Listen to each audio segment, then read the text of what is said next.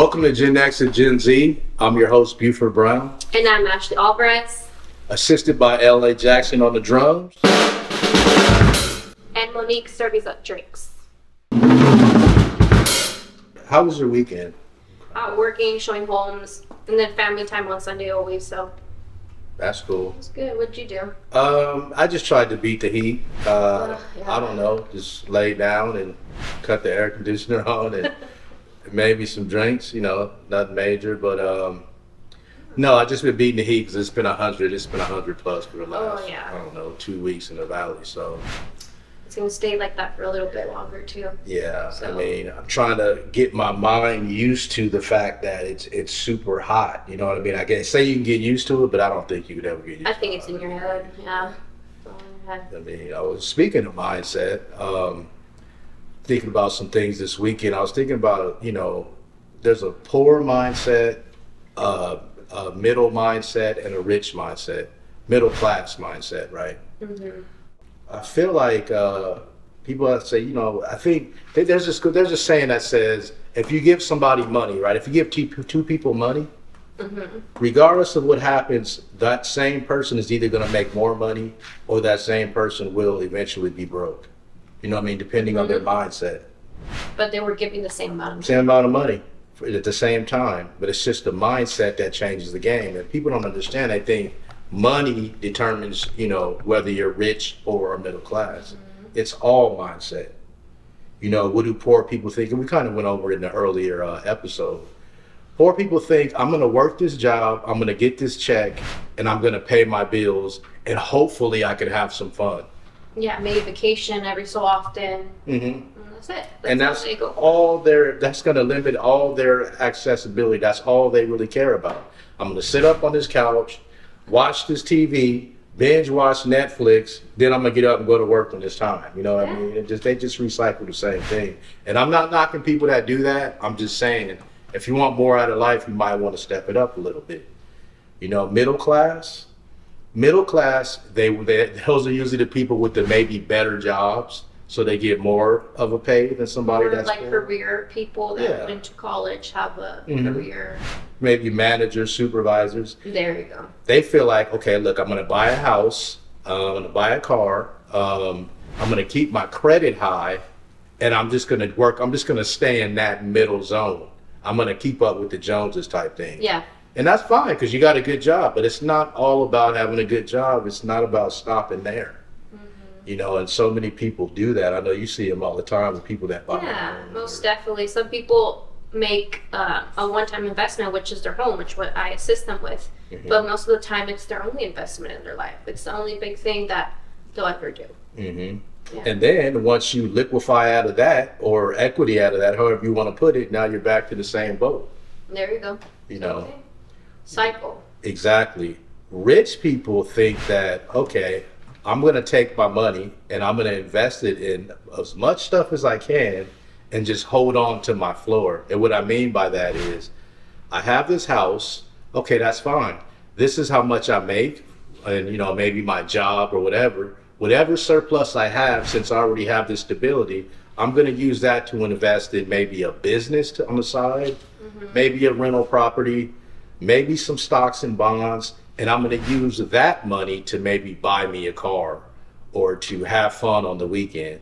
But while they're having fun, they have passive income that's accruing equity or money over time. Mm-hmm. And and I don't know if you heard the saying, if you're always profiting, you'll never be broke, mm-hmm. right? Yeah. So I have this house, I get this rental property, that's what I'm making money off of, right? Now my mindset says, I can't stop here, I gotta keep going. My friend over here has a business. Let me put some money there and get some profit share from money that they make off their business. Right? That's a rich mindset, to always be looking at ways to invest your money in something that's going to accrue interest or equity over time, right? And I think that the rich mindset is also knows that it's not always going to profit you right then and there. We're not talking about big stacks of cash the next day or anything like that. It's a waiting game most of the time. We have that mindset that we invest that money, and it's going to be a waiting game, because instead of having it in our savings, because we do have that money, you have it, you save up, you have that money, instead of having it You just invest it, and later on, like we were saying in the previous episodes, like we talked about like the rent, where it's like it's first of all, it's going to just barely pay off the house you're renting off. You sit on it a year, the rent went up, you were able to refinance, your mortgage went even lower, so that's when you start seeing more profit. So that mindset is also like a rich mindset, where it's not everything is 1 second to another.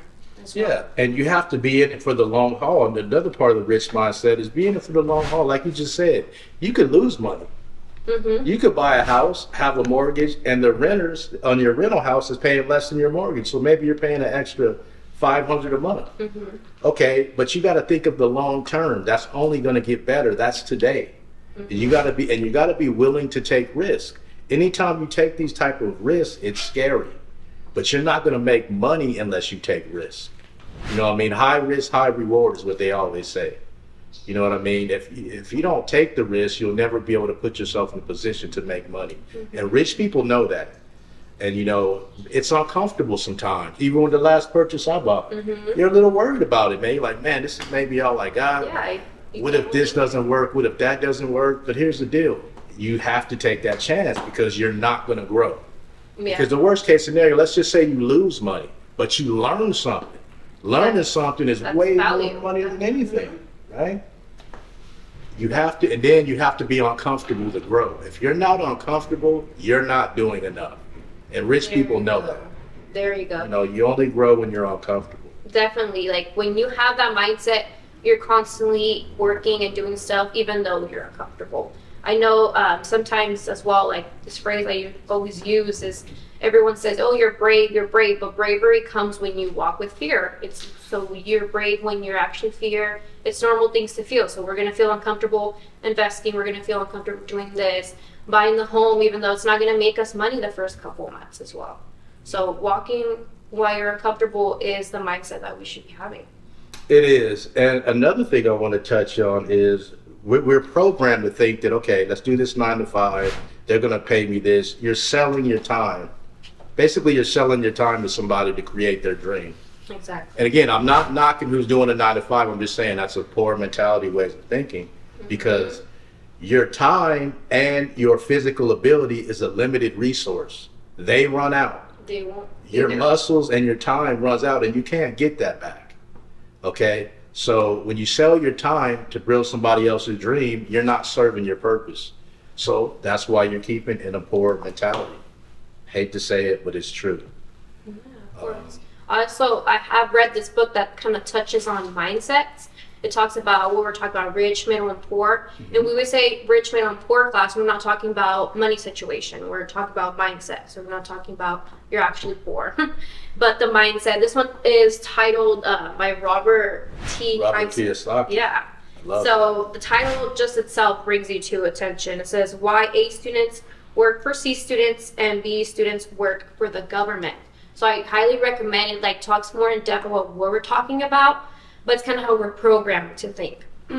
We're programmed to think that C students, which are usually like the troubled kids, or the ones with the real ideas, which are ones that have richer mindset, that don't have the 9 to 5, that don't have the B student ones, that just go to college, get a good job. We're talking about buying a home, and that's about it. Go on vacation every so often and stuff like that. So I highly recommend that book. It talks a lot about mindset, so that we're constantly improving as well. Like, racking up our knowledge, it really is power. It is. We're going to go ahead and go on a short commercial break. When we come back, I'm going to let you know how to change your mindset and get on the right path to becoming rich right now. So we'll see you back.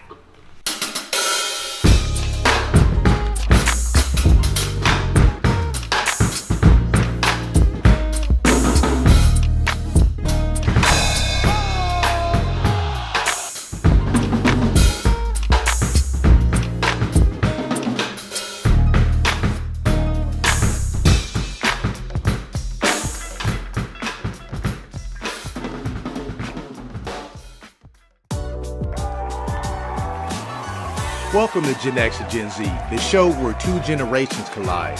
Join our dynamic hosts, Buford Brown and Ashley Alvarez, as they dive into the trends, challenges, and cultural quirks that define Generation X and Generation Z. Every Wednesday night at 7 p.m. on YouTube, get ready for lively discussions, fun segments, and a little friendly debate. Whether you're a Gen Xer reminiscing about the past or a Gen Zer shopping the future, this show is for you. So grab your popcorn and tune in for a fresh take on the generational divide.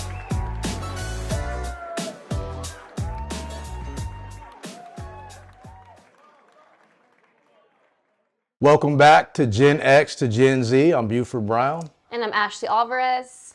And like I promised, I'm going to let you know what you could do today to put yourself on a path of becoming rich. A better mindset. Better mindset, man. What you have to do is you have to stop worrying so much about money and worry about fixing people's problems. Once you change that mindset, it's going to change your whole life. People want, oh, I need money to pay my rent. I need money to do this, money to do that. No, not really. All you got to do is fix people's problems, and there's so much money will come that you're not even gonna know where to put it. There you go. But where you want to put it is in the right position. But don't worry about the money, you guys. Worry about fixing people's problems, because when you become more concerned about somebody's problems than them, then the money they have in their pocket is not worth as much as what you can do for them. That's how you earn money. Mm-hmm. And when you look back at successful people, their mindset is not money, money, money. It's more like, what can I do to improve my app? What can I do? What do the viewers want? What do this generation want that I can do? How can I fix this and improve it more? And they just focus on that, and they're successful. The money comes. We were all put here for one reason, right? And that's to serve our purpose. We're all here for a purpose. We're all here. God gave us all gifts and gave us skills. Mm-hmm. So we need to utilize those that God gave us to fix people's problems. You have to mend those together to live a good life. You do that, then you're no longer working. Yeah. All you're doing is existing in your light, and now money is just gonna flood because people are gonna see that. When you just go to do a job and you're like, oh man, I gotta be here for 4 hours, they're gonna give me this much, I'm just gonna go knock this out. People see that. You know what I mean? They're not going to refer you. You're not going to get any more jobs. And that's the only amount of money you're going to get. So you're obviously going to get less money with that mindset. Mm-hmm. You know? Most definitely. And I see it a lot in my field of work. My job comes to me because I attract it. I don't go money hungry. I don't pressure anyone to buying a home because I need the money, because I want the money, anything like that. When you care for people, you try to fix their problems, try to help them, be honest with them. Maybe it's not the time for them to buy a house, and I need the money, but I'm still not going to push it. And they'll remember that. They'll be attracted to you next time. They'll come to you. Yeah, to be honest with you, Ashley, even with our experience, I've went through a lot of realtors, you know what I mean? And, some of them you could tell, they're short, patient, and, can you just do this? And you could just feel that they just really wanted to get the money off the sale of the home. Mm-hmm. When I worked with you, it was very, very, honestly, it was very, very clear that you wanted to put me in the best position that would work for me. Yeah, most and you definitely. Spent a lot of time, and we went through a lot. Yeah. And you never, ever got mad, never flustered. You showed me that you were really out to fix my problem.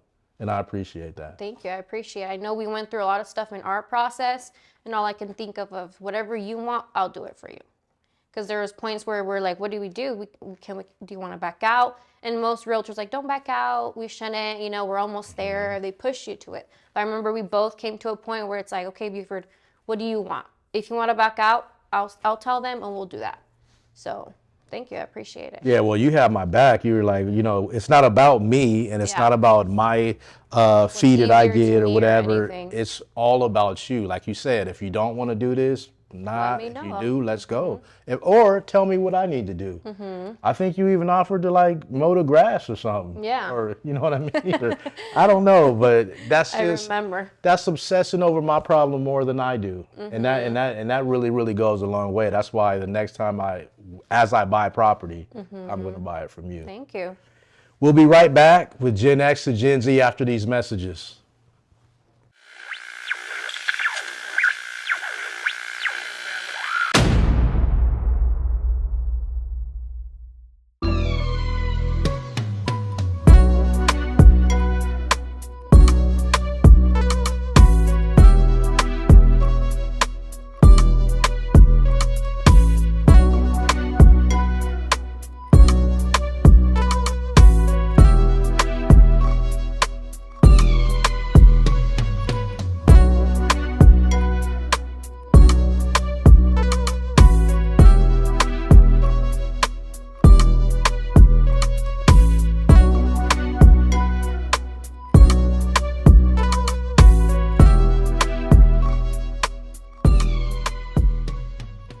Welcome back to GenX and GenZ. It is now time for the rhythm section. So enjoy our very own drummer, Mr. Ellie Jackson here from Modesto.